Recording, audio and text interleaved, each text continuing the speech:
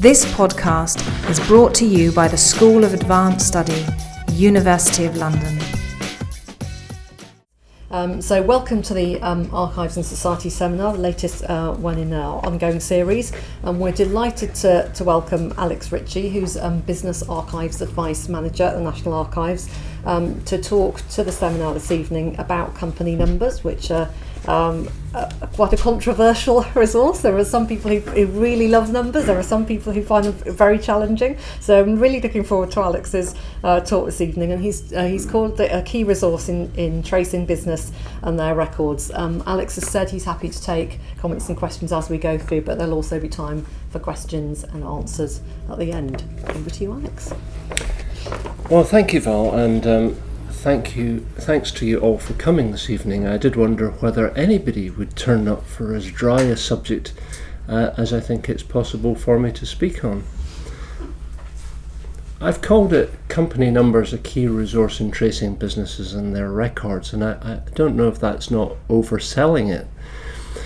You can judge at the end, but what I hope to prove by the end of it is that getting hold of a company number can often be a very useful thing to do, and to use it in conjunction with other resources may lead you to information and indeed records that you want to find. So,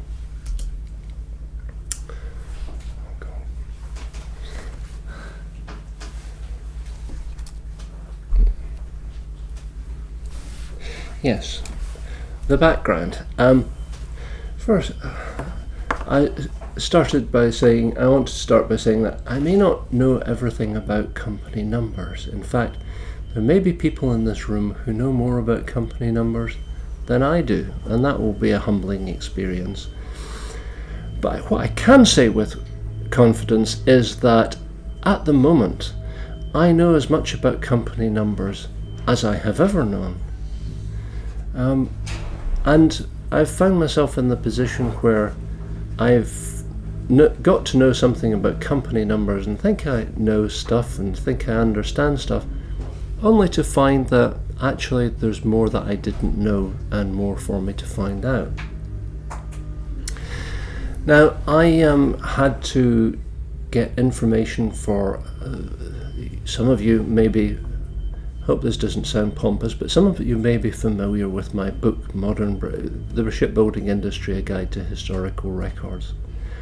For that, I did potted histories of all the shipbuilding companies that were in it.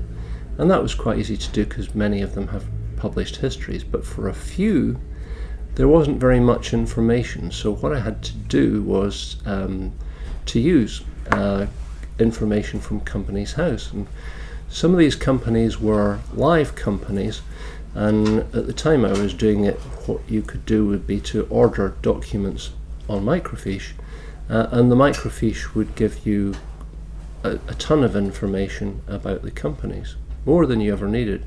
But principally I was looking for things like the date of incorporation of the company and who the shareholders were and things like that. Anyway, it was well worth ordering the microfiche from Companies House. It gave me just enough information to create a meaningful history for the business. So at that point I got used to the idea that there were companies, there were numbers, there was information on a central register. And then another revelation for me was when I started work at the National Archives just over 10 years ago. There in the open reading room there are a number of ledgers, very large and heavy ledgers with printed details of all it's got in it are company names and company numbers. And these were published for 1920, 1930 and 1937. So it may be possible in those ledgers to get company title and a company number, and that's important because I'll be coming back to that, and that's the basis of a lot of what I do when I use company numbers to track down businesses and their records. those ledgers have, as I say, they've got the company name and they've got the number, except for Irish and Scottish companies, where in the margin they just have E for Edinburgh or D for Dublin, and it doesn't give you the number for those, but at least it lets you see where else you should be looking. You would supplement this information with what is in BT 31 and 41, and many of you will know already that BT 31 and 41, those are the records of dissolved companies. And I'll come back to that because it's very you might say, if you've got all the information that you have got on BT 31 and it's on the TNA on the National Archives catalogue, which these days is accessible through Discovery, then what do you need to go looking at great big ledgers for funny numbers for? And there is an answer to that, but we'll get to it later on. But that's another resource that we have in house. We have those big printed ledgers, and often that's the only place where you can get company numbers from. That is a challenge actually, because company numbers aren't used that often. So it's a question of how do you find them in the first place, and those large printed ledgers are a key resource for me to use. We've got BT 31 and 41. There's a corresponding series in the National Archives of Scotland which is BT 2, and they have their own series of company numbers. Well, another moment when I realised that I didn't know as much about company numbers as I should arrived when I got a call from a colleague within the National Archives, and they said, "We've got somebody who's interested in company numbers. Who should he talk to?" And I said, "Well, I suppose that would be me." And so the guy came in, we had an interesting conversation, but in the course of it I realised that company numbers, that there were some things about company numbers I still didn't understand or hadn't quite got a hold of. So we'll begin at the beginning. Company numbers. I used to think company numbers probably started in 1844. They didn't. They started in 1856. After 1844,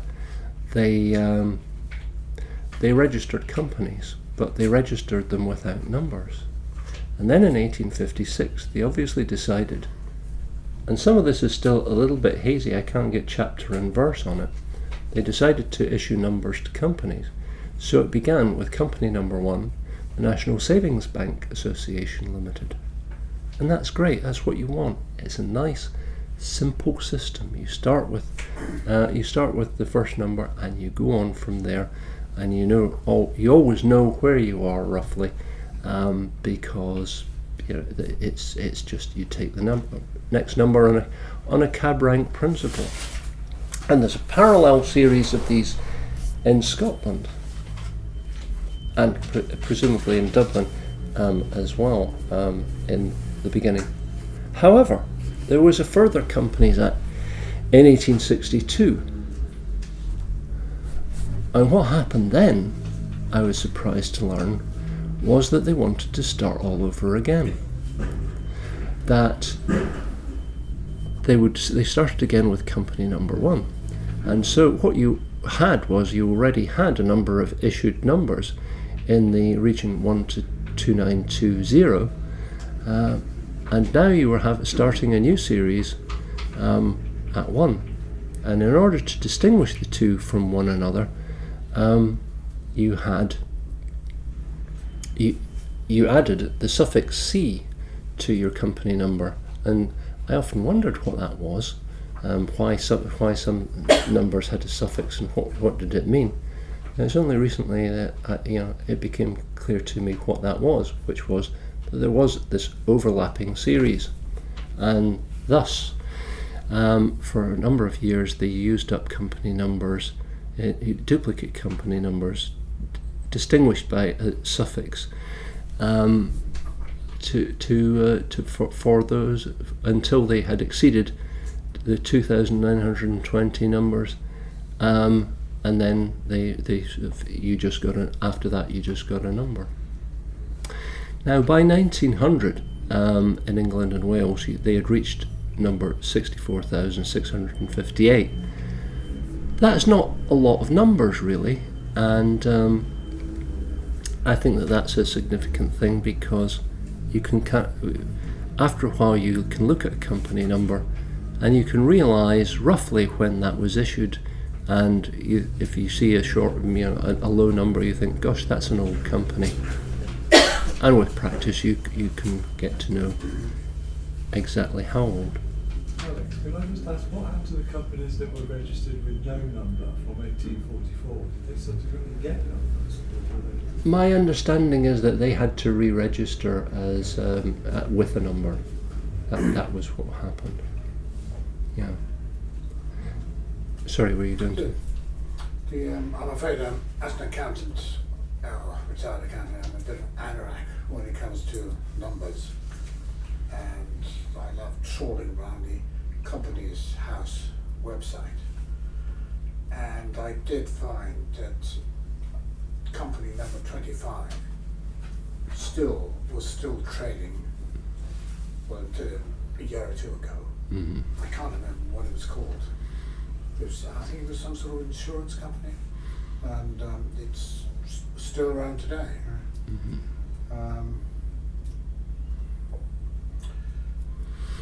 Well, there is a book by Leslie Richmond and Bridget Stockford on. They did a sort of company archives survey in the 1980s. That was of the 1,000 oldest surviving registered companies at that point.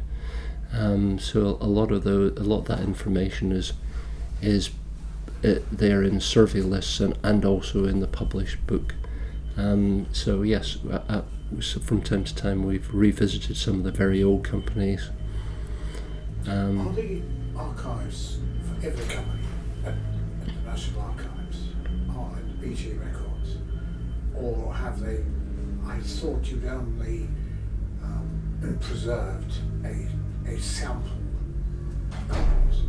If you know the company, whatever its number is, will there be a file at the National Archives for it? There is no guarantee. This is where you're taking me into an area where I can't give you a definite answer. But my understanding is that there is not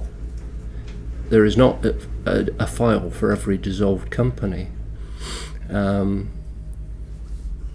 But just what the survival rate is on that, I don't know. I think in Scotland it's been easier for them to keep the dissolved company files because there aren't so many of them. And indeed, one of the points I was going to make was, when they started again in 1862, in Scotland they sensibly decided they weren't going to bother with that. And that was probably influenced by the fact that by this time they'd only issued 150 numbers, so that the rate at which they'd done that, you can see what that is. That was about 5% of what had happened in England, so it's been much easier for them to keep company files. Wasn't the reason there was a Companies Act 1862, wasn't there? There was. I'm presuming there was something in that act which suggested they should start a new series or something. Yes, I don't quite know what that is. All I do know is that was the outcome, that they started again. But in a sense, all that is background. But it's necessary background. What I'm going to sort of go on to say now is about why that's kind of that stuff is useful to me in the job that I do, because slightly blasphemously I've said company information, what I seek is the Holy Trinity, and that is three key pieces of information, and once you've got that information, you've really got all that you need about a company. First of all, what exactly was a company called? And that's not as simple as it might seem, because there are a number of it's easy for company names to get scrambled and misspelt. So even when you find a company name, you would still want to check it against some other source to see that it was correct. What was it that the company did? Again, that's not necessarily an easy thing to establish. There may be nothing in the company title that will tell you what they did. And thirdly, where was it that they did it? And once you've got those three pieces of information, then I feel that you've got the structure that you need to sort of make sense of the records. So that's the challenge, to establish these three key elements, and company numbers are one of the tools that you can use. And I'll now attempt to show how. Do you want to move over there, by the way? I mean, there's. Yeah, probably the. Thank you. I'm sorry for being late. Not at all.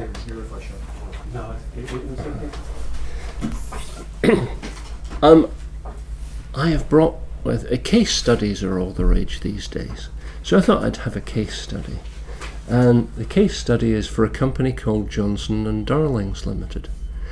Has anybody ever heard of Johnson and Darlings? Good.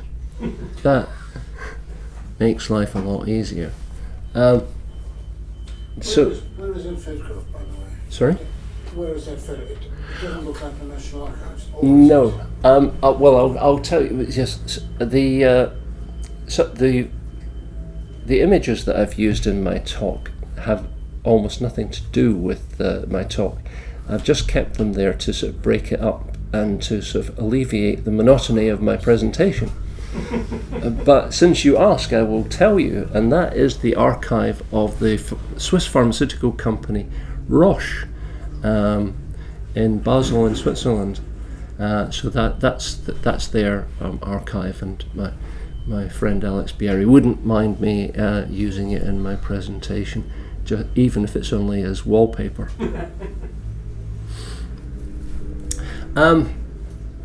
Yeah. Anyway, back to Johnson and Darlings. So, what is there anything in the name that suggests anything to you? Johnson & Johnson Pharmaceuticals. One Johnson, two Darlings. Well, I think that what Darling do we know in public life? Yeah, and he's a Scottish person, isn't he? And I thought maybe Johnson, it's not quite a common name in Scotland. Darlings, that's a Scottish name. It might be a Scottish company. That's just, that's the only hint that I can get from the name. But of course, with a name, it's almost completely useless. You've got to take it a bit. There's not a lot of clues in it. We have to still have to establish what they do, where they do it. What does the context suggest, and what does the company tell us? And when I say context, the thing is that I found this company amongst the records of a catalogue of the records of Fisons in Suffolk. Fisons, fertiliser manufacturers. So the context suggests that this too might be a fertiliser manufacturer. But first of all, is Johnson and Darlings actually their name? And do they have a company? I thought, let's go and get the company number. Let's go and walk to the other side of Kew, lift that heavy ledger out, put it, and see, have we got a number for Johnson and Darlings? And this is what I found. And How do you find it? Is it indexed? Yes, it's a simple A to Z, but it's where you've got personal names. They just do it straight alphabetically. So Alfred Holt would be under A rather than H. And this is what I found for Johnson and Darlings. And it's that this company number is 37581. So immediately that tells me two things.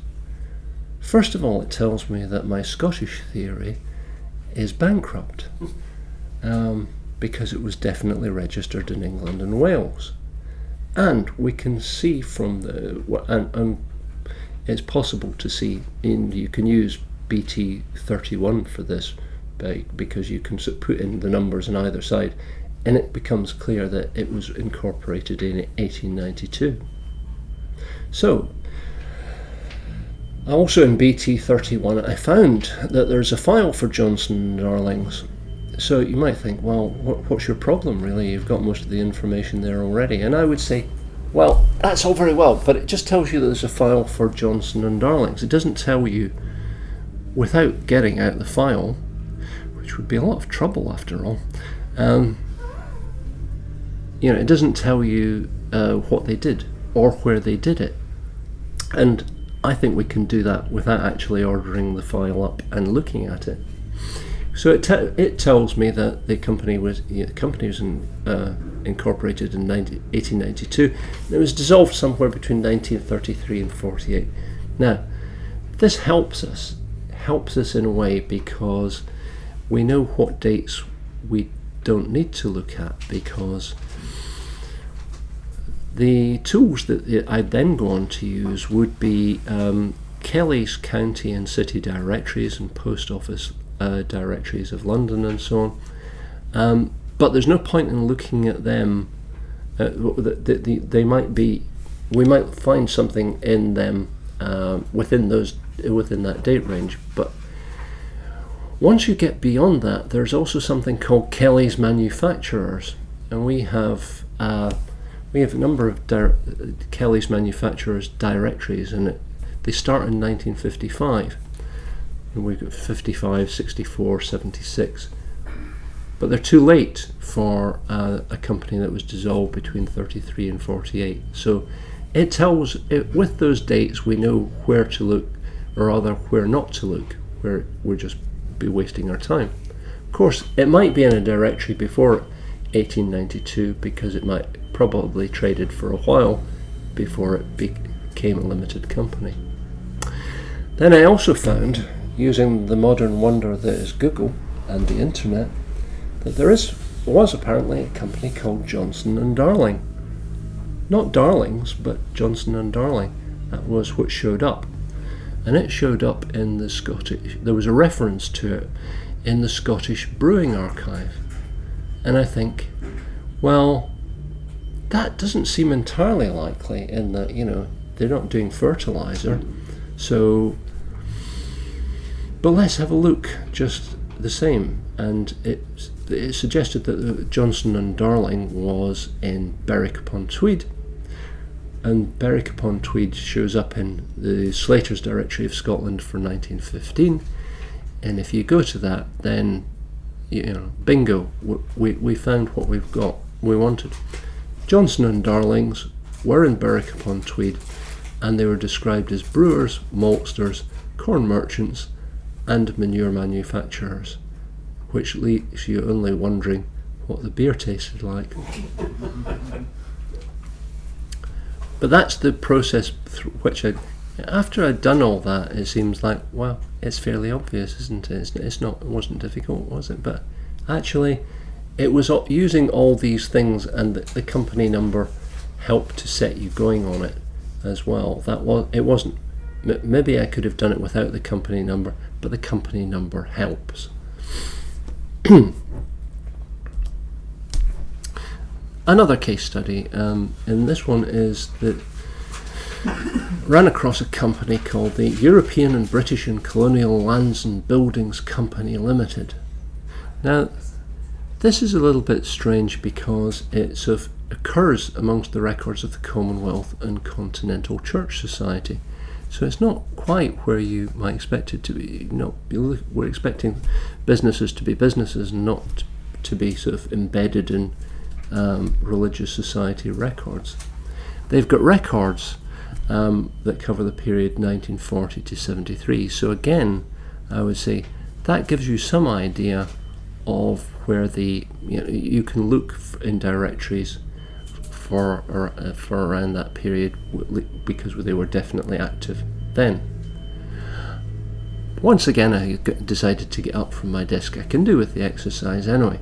Walk over to the other side of Q, get the heavy ledger out, and look it up to see what the company number is. And the company number is 66523. Now, by now, you should have some idea when that was incorporated. Do we have? 1900. Exactly. 1900. Yeah. And I took the number back with me and fed it into the company's house database where you can search on number, and it came up as still listed. It's under a different name. Its name changed in 1991, but it is still on the register. So that gave me enough information. The one thing I wasn't entirely clear on is where they were based, but I think that from the name there's a sufficient indication of what they were doing, that we could, it's indexable on that basis. So that's where we got to with that one. Can it cause a lot of confusion and difficulty if the company changes its name? I'm coming to that. You're Yes. Oh, sorry about that. No, sorry. Well, it can do. Yes, it can. Yeah, it's a very good. People can be shaken off the scent. But there's a slide coming up on that one. But first, I want to say, so far I've shown you how smart I am. That there is no company, however obscure, that I can't track down using the company number and a number of other tools at my disposal. But let me say that there's a piece of unfinished business here. I ran across a company the other day. This one, Fred Hay and Co. Limited. Now, we've got it occurs in an archival catalogue, the records of Eagle Star. It was part of Eagle Star. It was merged into Eagle Star in 1966. Okay. Well, sorry, I've given the game away by saying when it was incorporated. I've got the company number, and it's so that indicates that it was incorporated in 1922. So the only thing is I couldn't find it in any directory, and of course it's part of Eagle Star, so it suggests obviously that it's something in the insurance business, but it's not. You don't get insurance companies that are composed of personal names. And I don't know what they did. Were they brokers? What were they? I just can't find that out.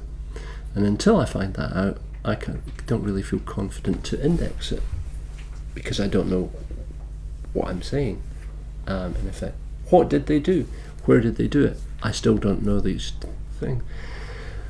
Finally, there was a but I turned, of course, to BT31, only to find that that confuses things further, that even the one thing that I thought was certain, and that is the company name, isn't certain, because it's got Fred Hay down as Fred Hoch, and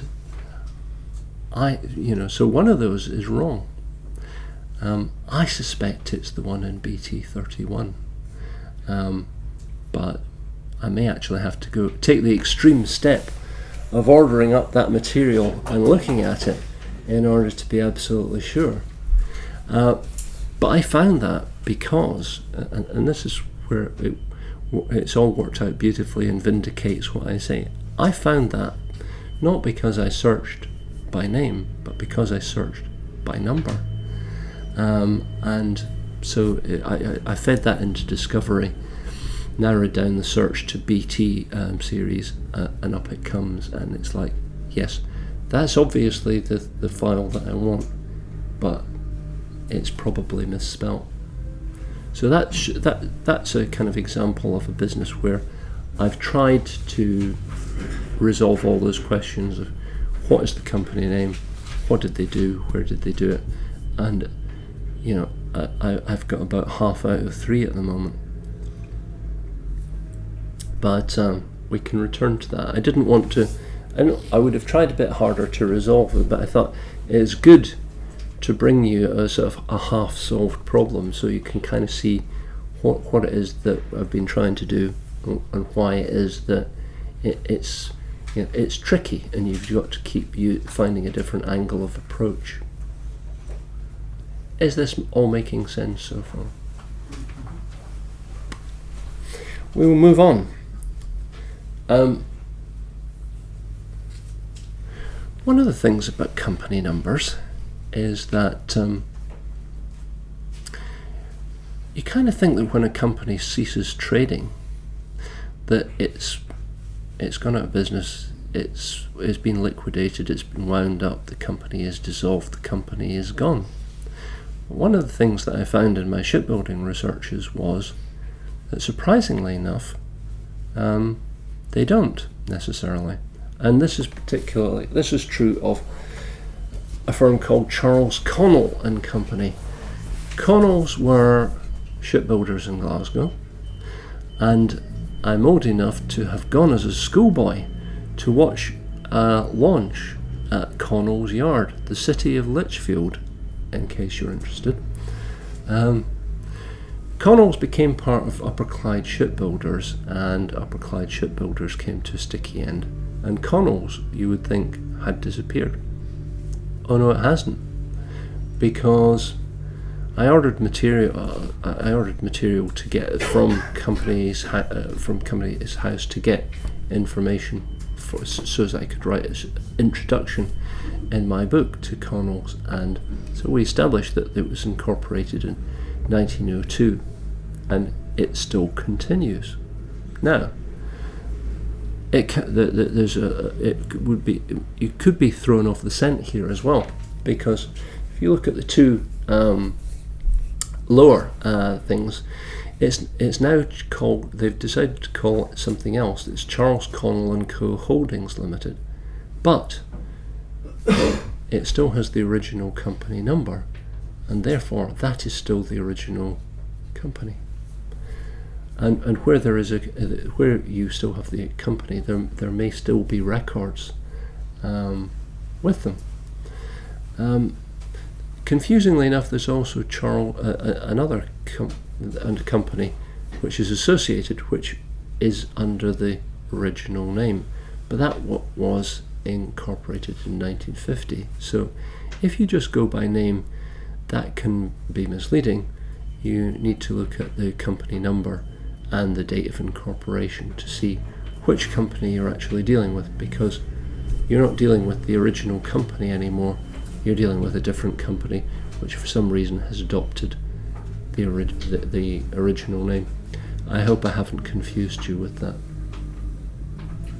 You got a bottle of Cyril in red herring. Absolutely. Yes, it's another gift from my Swiss friend. Company name changes. This is what I promised you, which is that sometimes companies change their name over time, and often it's not too dramatic. But I found a particularly good instance, which was this. This is an Inverness engineering company, and they were involved in shipbuilding in a minor way. But it started out as the Northern Agricultural Implement and Foundry Company. Then it became Rose Street Foundry and Engineering. And then in 1945, Resistance Welders.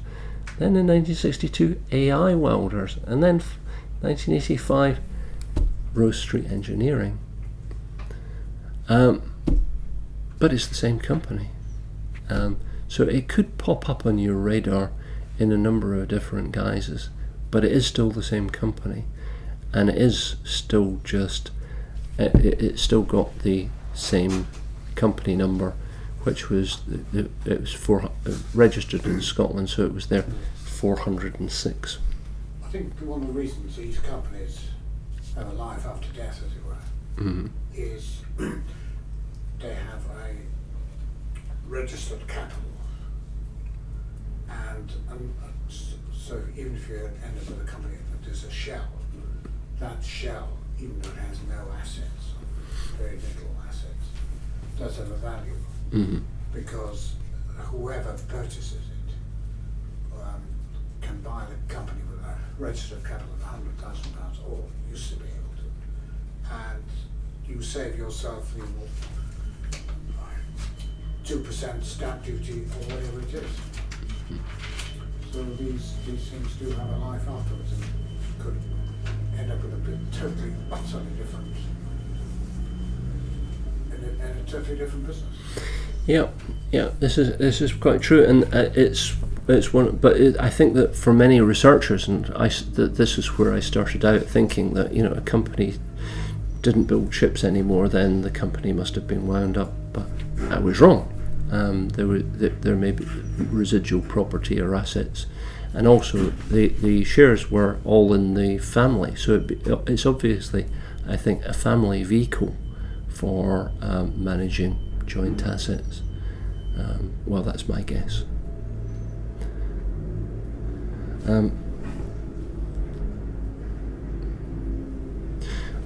I now ask the Jerry Springer question. I don't know if you're fans of Jerry Springer. I'm a big fan myself. That after half an hour of low-life mayhem, he assumes a professorial air and asks the question, so what have we learned? And I think what I hope we've learned is that the company number is the DNA of a company. That many of the external features can change. It can change its name. It can change its location. It can change what it does, so that in the end it's an entirely different company that, in many respects, from how it's set out. But in the end, it's the company number that keeps it honest, and the company number that, I just wanted to ask what happens when a company changes. I'm just thinking more in the contemporary period. If a company were to change where it's domiciled, then would that have an effect on how it's registered with the Company House? Or would it not necessarily be, because a lot of companies may trade here, but will have certain information may be held abroad. So I'm just trying to think more, say, after Big Bang, after 86. I don't think that you can be registered in more than one country. That's my feeling. I mean, people may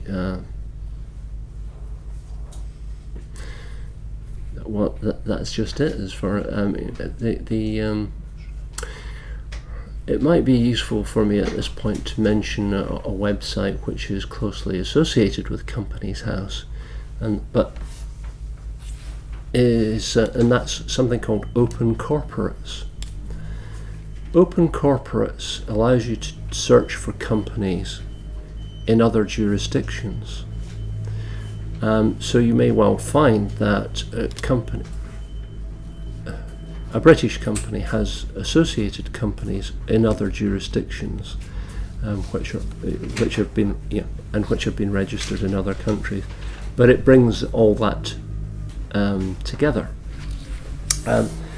So that's the thing about Companies House, that it's UK and that's that. But Open Corporates as I say, takes in other jurisdictions as well. So if you were looking for that may be something that would help you. There used to be lots of companies that registered in the UK, but nearly all their business was done outside the UK. Yes. And they would have names like what I came across, Montevideo Dock and Harbour Company. Mm-hmm. UK registered company, but obviously all its trading was in Uruguay. Yeah. Yes, there are many companies like that they might have a brass plate in the City of London, or they might have a sort of small office there, and they raise their capital in Britain, but essentially, yes, their activities are all overseas. So there are plenty of those, and in indexing them, this thing that I've said about what we want to do is what the company name was, what they were doing, and where they were doing it. Well, it breaks down a bit when you get the kind of company that you described, that they're based in Britain, but essentially they're doing things elsewhere, and you get quite a lot of that with oil companies that operated in Eastern Europe in the late 19th, early 20th century. So they're a British company, but all their activity was overseas. Continuing from what you said, your system, will it show where the parent company is? Because on one of your slides you have holdings. Mm-hmm. Some companies, the parent company may be in Switzerland, and then they have a branch, say in India, and that would be registered in India, but it wouldn't be the parent company. Like the pharmaceutical industry, they do it. So they do, they'll have the parent company, Sweden or Switzerland, and then they would have a branch in, say, India. Because I know you said you can't be registered normally in more than one country, but they have different. Well, I'm open to contradiction in a number of issues, including that. Yeah, but I don't know how. Even Shell is like that, isn't it? They have a registered office in Nigeria, but then they have their head office, I think, in the US or somewhere. I'm not sure. But they have the parent. Is it the parent company? Shell's an Anglo-Dutch company, and it's two headquarters. Okay. Yeah. One in Holland and one here. Yeah. Everyone else's subsidiaries registered in the countries of their domicile. Oh, okay, so those are subsidiaries of the parent. So these will be parent companies registered. Yeah, the parent okay. company, and these are subsidiaries which have okay. to register in the company and the domicile. So I think that's right. The same company, one company can only be registered once. I think that's the key thing. Right, okay. But you could have lots of other companies that are similar with different registrations. And this system would show where these other subsidiaries are, the links or. Well, when you say the system, it would be the annual report of the company of Shell UK or Shell Transport and Trading. Okay. They have a list of subsidiaries on their annual report and accounts. Right. Okay. Presumably the way it might appear in the entry is if they've done the ownership structure through the one company registered here, its share capital being part owned by another, I'm not sure how it's done. Am I right in saying that legal personality, that one company can own another through means of owning the shares? So if you've got X company with at least one of the major shareholdings, or the entire shareholder being another company rather than an individual, so you can have nesting ownership like that. Am I right in that? Yes, you are. There's a professor at Cardiff called Hugh Compston who's written about it. It's called the Global Network of Corporate Control, but essentially when you're talking to Shell, you may not know who you're actually talking to, because it's a lot of cross-share holdings between companies. But it's a valid point. this is my last slide, so I'll just tie it up and then we can have a bit more general discussion, if that's okay. What have we learned? The company number is the DNA.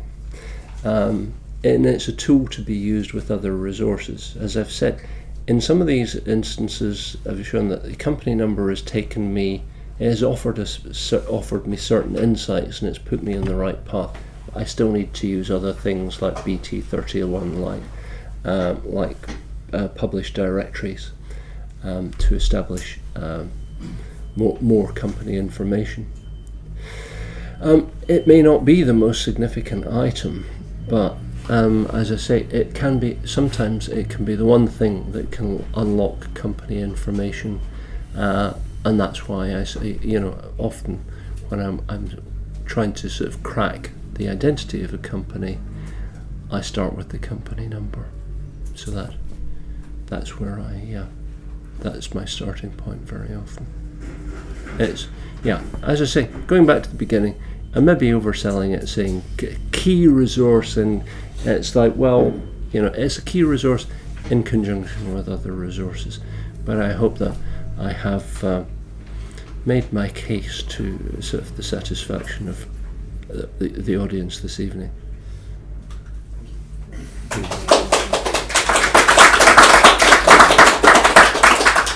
But that wasn't meant to curtail discussion. Say, I'm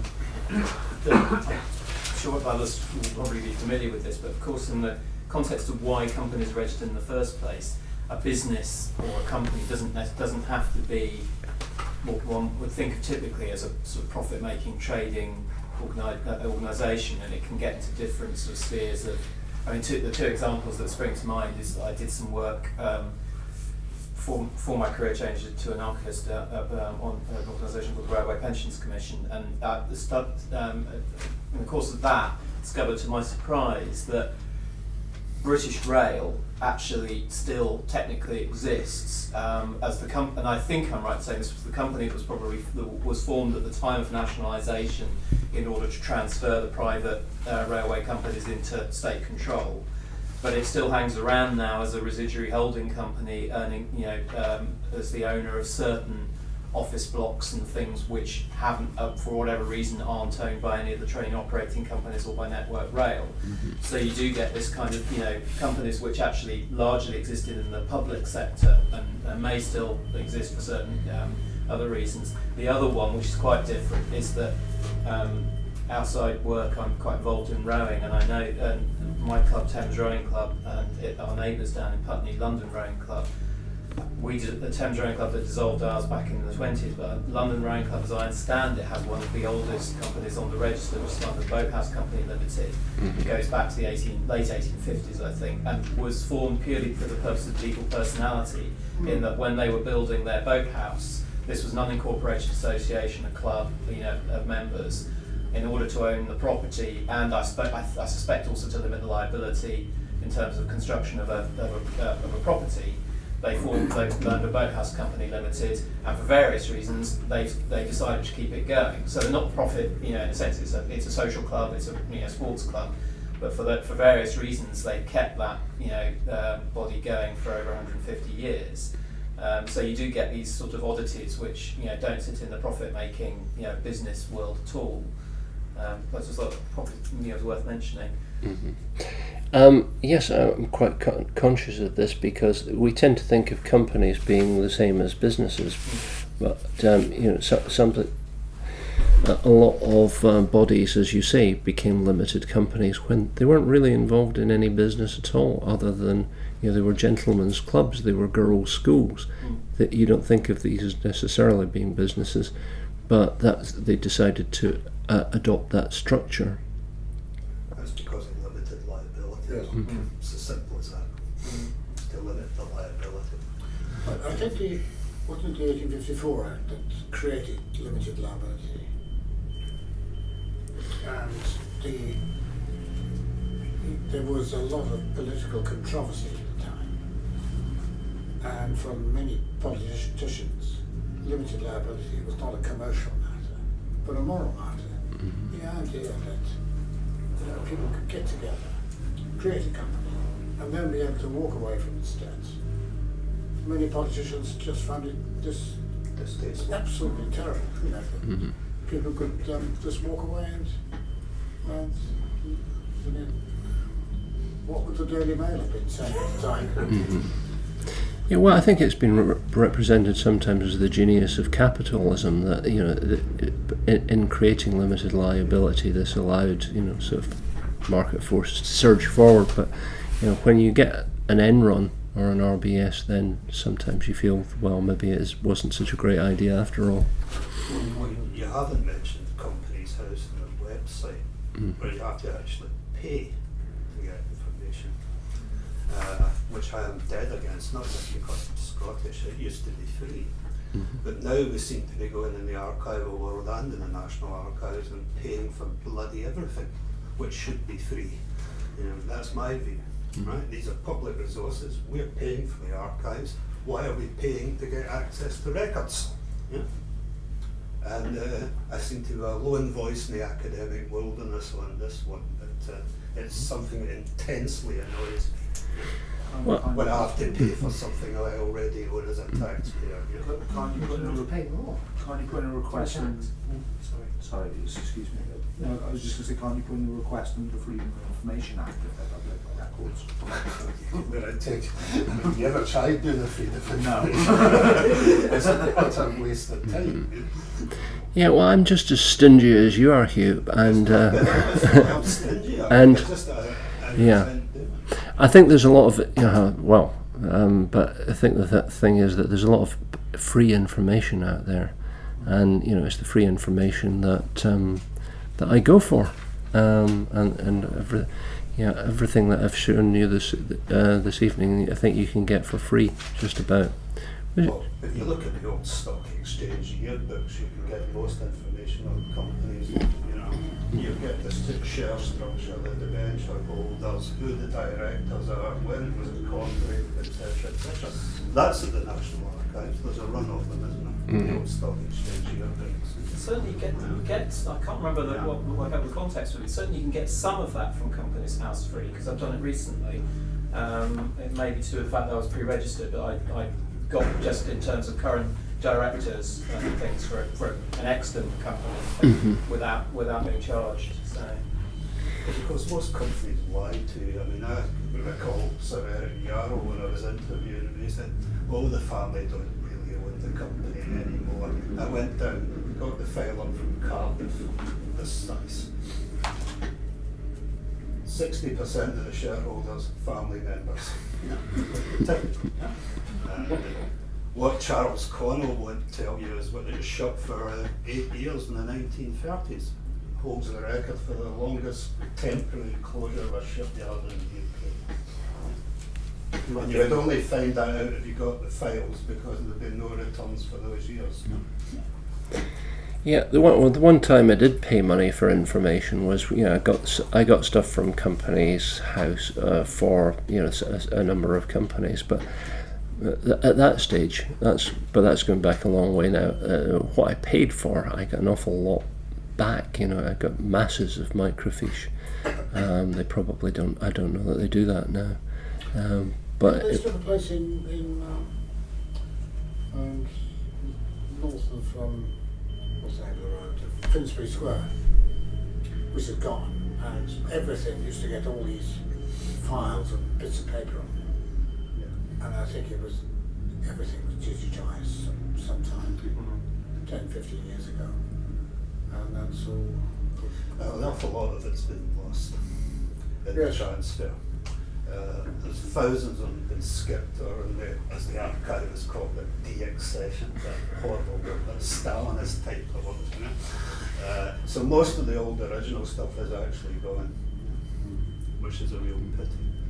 Well, I'm going to sort of plead innocence here and say that I don't work on that side of the bill or the business, so I don't know what decisions have been made in terms of what should be. You've had a succession of intellectual pygmies as keepers for the last decades or so. I hope this is being recorded. It will be destroyed shortly afterwards.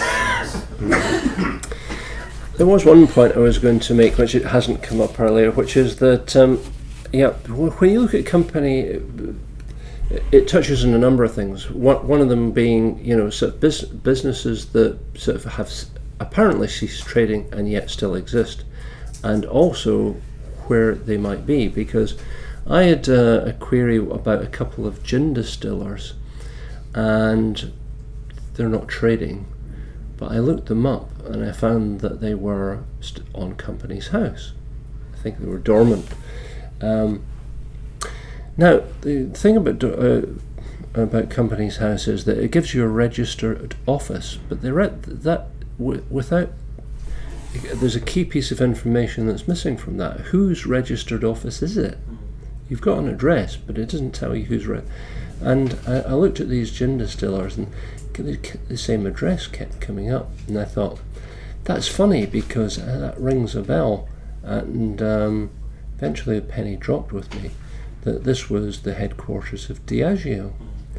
So if you were interested in these, I mean, that gives you two ways in. First of all, if you know where the register office is, then that's the most likely place where there may be records, unless the company runs an archive, which Diageo does, which is in Main Street in Scotland. Point to that on a map if you can. But it's there, and they will help you if you've got a query about it. So it sometimes takes a bit of working out where something might be, because there's probably not any future in writing to the company at that address as the company. But if you realise who it is who holds that company as well as many others, then you can, and you know, it's usually just cut from the cut the address, Google it, and that may give you the answer. But that's that can take you towards the records, but it's there is a little step there that you have to make yourself.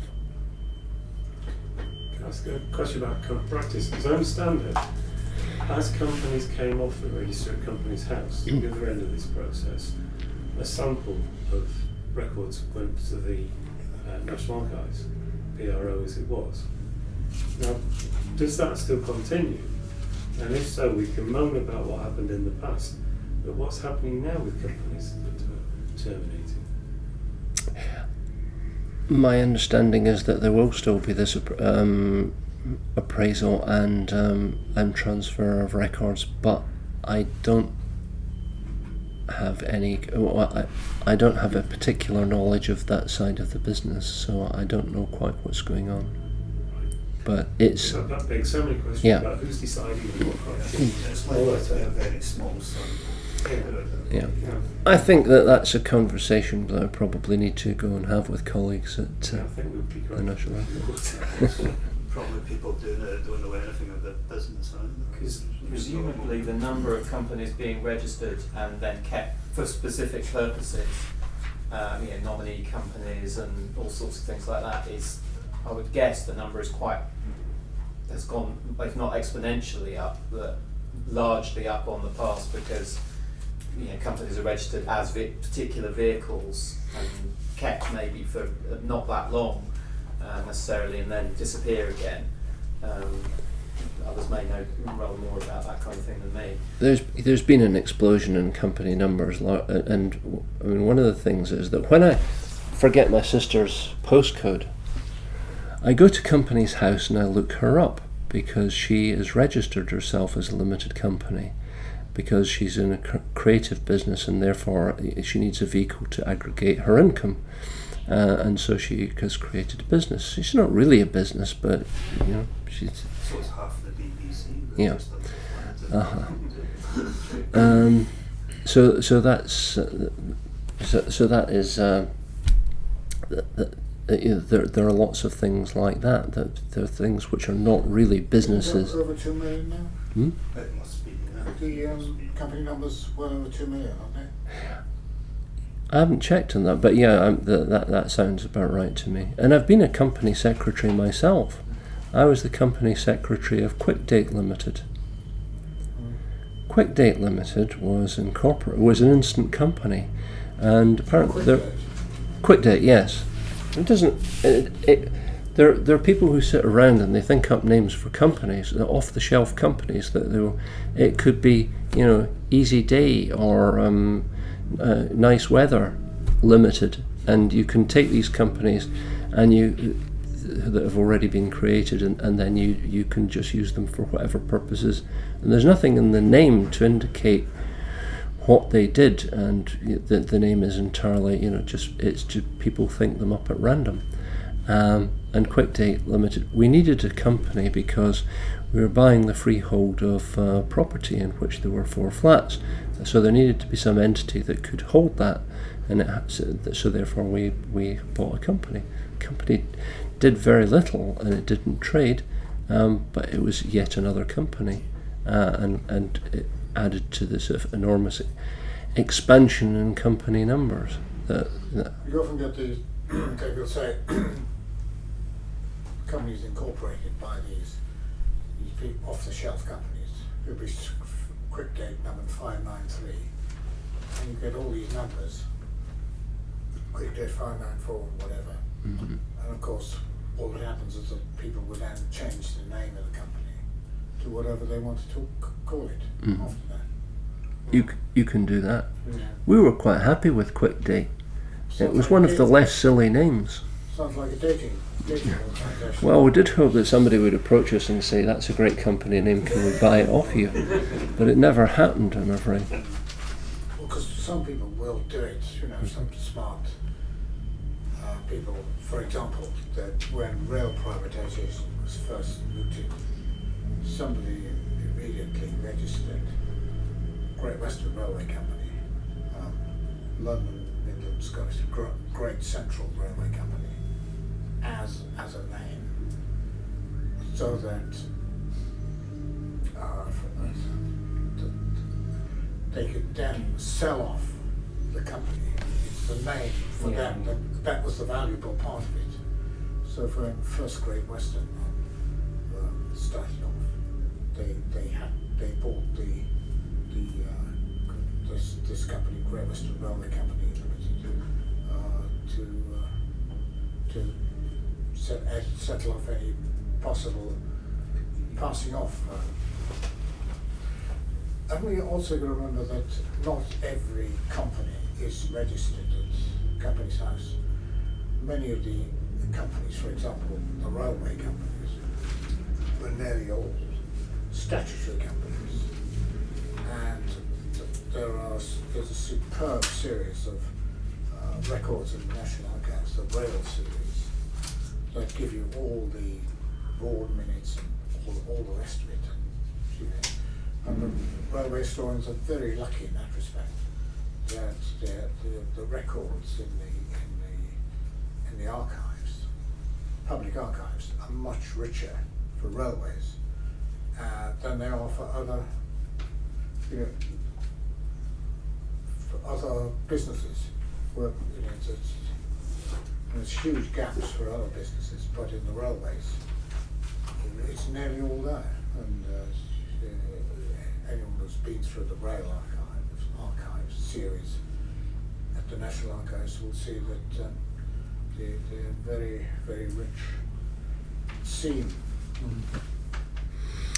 Yeah, there are, and in the kind of corporate archive world, there are certain areas that are well looked after in archival terms, because banks tend to have archivists, retailers too, and alcoholic beverages. In the last case, it's mainly, I think, to do with brand protection. Yes, I remember hearing the man, the archivist at Barclays Bank, told me that they preserved about 10% of all the information that the company produced. About 10% was archived, and the rest of it was disposed of for history. But other sectors are weak, and there's I think, for example, there's a hotel archivist at the Savoy, and that's the only hotel archivist that we know of, and she's part-time. So that there are, and we did a survey, the ABC survey, looking at architecture, building and construction. What we found was that there weren't really any archivists in the building sector at all, and it turned out there were a couple in architectural practices, but in some sectors they have they're very weak indeed. Sorry, Mike, were you going? So I've got a question about getting back to the numbers. Actually. Although first of all, I'll reveal this as a little known fact, is that I actually was employed by the British Railways Board, brackets residually, closed brackets, limited. And it doesn't exist anymore. It was actually finally wound up 2 years ago. Yeah, I have been employed by the residuary body of the British Railways Board. On the numbers, so if people want to use these numbers, aside from going to Q and looking at these big heavy ledgers, is there any easy way to access them, or in fact tie them up to any other information that you've alluded to? You know, is there a plan to sort of tie them up with, say, the record on the NRA, or I don't know, is there other things that that you're doing to make these more usable, other than on the sort of, you know, the hard copy? What we are doing is that on the business index of the NRA, which is now sort of absorbed into Discovery, we are putting in company numbers where we know these. Unfortunately, we start at the point where we've already got about 35,000 businesses. Obviously, they had company numbers, but when we probably added the company numbers for very few of these. The other thing is, the paradox, if you like, is that you're most likely to know the company number when you already know everything else about the company. So by that time, the company number is almost redundant. My concentration this evening has been that, get a hold of the company number, and that can unlock other information about the company. But that doesn't mean to say that we don't want to do that, because where we've got the company number, we will add it in. But we're starting from a position where we've already added thousands of companies, and now on a kind of we're not doing a comprehensive program of identifying company numbers and putting them on. That really wouldn't justify the amount of effort that we put in. But I've added a couple of company numbers today to things, and probably tomorrow I'll do the same, and we will increase the number of company numbers that we've got in the system. In terms of the way you said there's an index, so is it possible from that index to identify how the companies might be connected together? Because obviously you couldn't do that from the number end, but say you looked up Alex Ritchie Limited, does that indicate that there might be several different registered companies with slightly different names, or is that where you basically need the annual report to work out that exposure? I think in the large printed registers that we've got, it tends to be very old school. Nowadays, if you go into something like Open Corporates and do a search on a company name, you find that you can get several pages of companies that incorporate the same elements, but that are obviously associated in some way. But that seems to be much more of a kind of modern phenomenon, that you've got clusters of associated companies. If you look back at these old printed registers, it's very much the Acme Bolt and Rivet Manufacturing Company Limited, and that kind of thing. And it doesn't tell you very much. And indeed, in some cases, even there you get stuff that's misspelt, or else out of alphabetical sequence, which some people have tried to, they've just sort of drawn a line to sort of say that actually what's over here should be over there.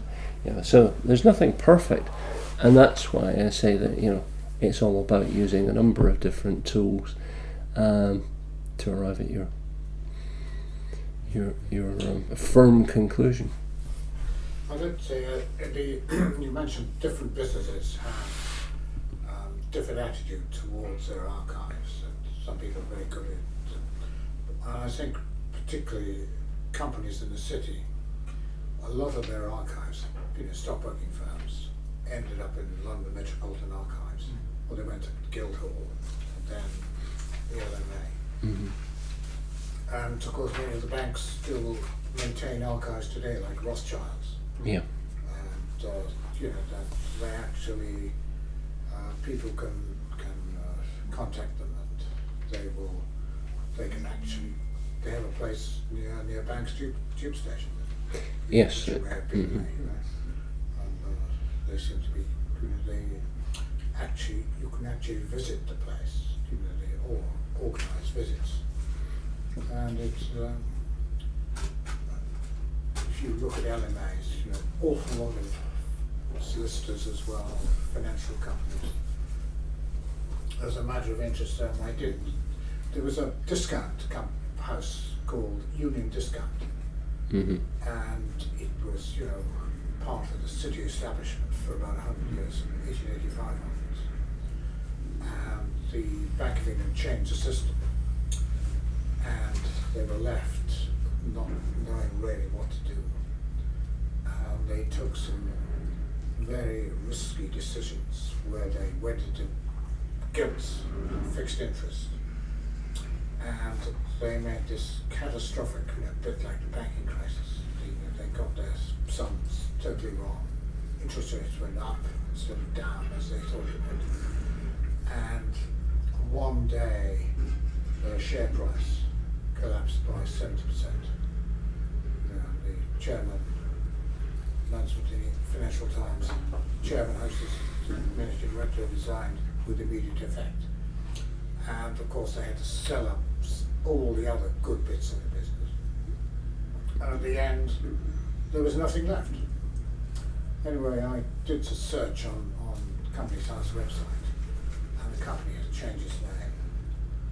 Through, but going back to the original number, you can actually trace, it's a sort of birth certificate. Mm-hmm. You can trace its subsequent career. And it ended up, it's called itself, changed its name to something entirely different. And it's now a second-hand car dealers up in Yorkshire. I'm afraid on that note, I'm afraid we're going to have to stop because we need to leave by 7 o'clock, so I'll pick us out. So thank you very much. I think it's a measure of the interest in Alex's talk that we've had so many questions and that we are actually going to stop before they've been exhausted. So thank you very much for coming. Hopefully you enjoyed the talk. Can we thank Alex for finding the time?